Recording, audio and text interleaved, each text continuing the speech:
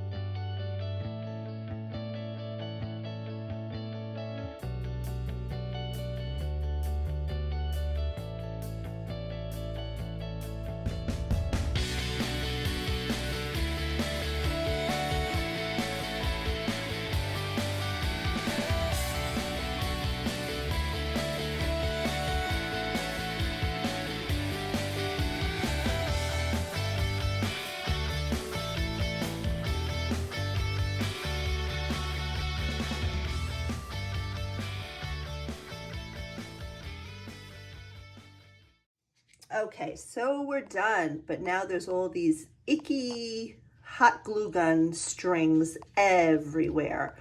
And as much as I don't like to use a hair dryer on some projects or many projects with hot glue gun strings, including a blow dryer, is because it can loosen up the other pieces that are held on with hot glue.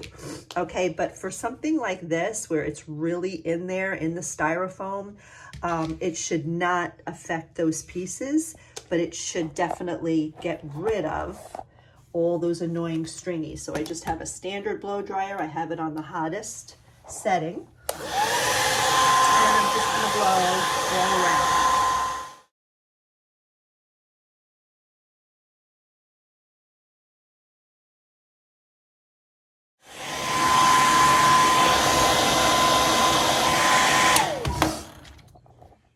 And that really takes care of all of them.